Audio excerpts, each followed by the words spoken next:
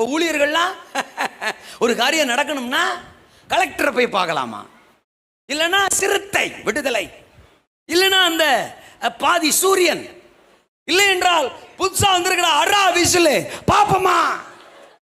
அடுத்த ஜெனரேஷனுக்கு என்ன கத்து கொடுக்குறீங்க? இதான் ரிவைவலா? இதான் சபையா? இதான் சபையினுடைய ஒரிஜினாலிட்டியா? பென்டிகாஸ்டலிசம் has lost its originality. பெந்தெகோஸ்தே மார்க்கத்தினுடைய ஒரிஜினாலிட்டியை என்னைக்கோ இழந்துருச்சு சார், தோத்துருச்சு சார். நீ ரட்சிக்கப்பட்ட மனுஷன்னா அழைச்சவரை மட்டும் சார்ந்துரு. சபைக்கு இன்னைக்கு வெக்கம் இல்ல. மனுஷனுக்கு போய் நடுவே நிக்கிறதுக்கு, அதிகார வர்க்கத்துக்கு முன்னால போய் நிக்கிறதுக்கு பைபிள்ல பிதாக்கள் யாரும் அப்படி போய் நிக்கல சார். நாகமான் வந்து காணிக்கையோட நிக்கிறான், அவனை போ சொல்லன்னா எலிசா.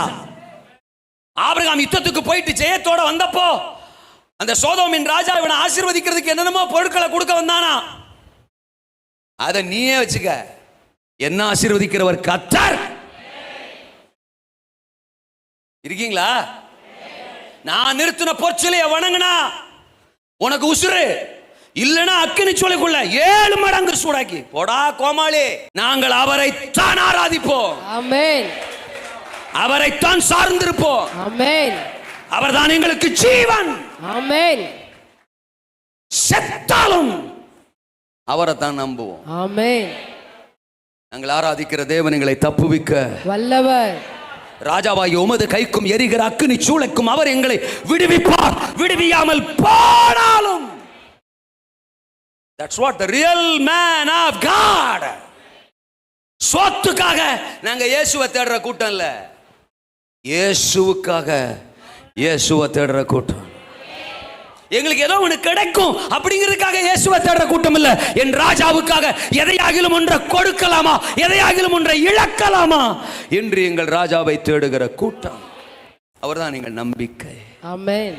அவர்தான் எங்கள் ஜீவன், ஆமென்.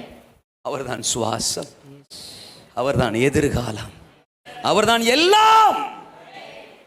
ஏசாயா 60:22 படி சின்னவன் 1000 சிறியவன் பலத்த ஜாதி. அப்போ நீங்க ஒருவேளை சபையில நான் ரொம்ப சின்ன ஆளு அப்படின்னு சொன்னா கூட, நீங்க அப்படி நினைச்சுக்கிட்டா கூட, நீங்க சாகிறதுக்கு முன்னாடி ஒரு 1000 பேரை ஆகிலும் அப்பாவுக்கு நேரா நடத்திட்டு தான் பரலோகம் போனோம்.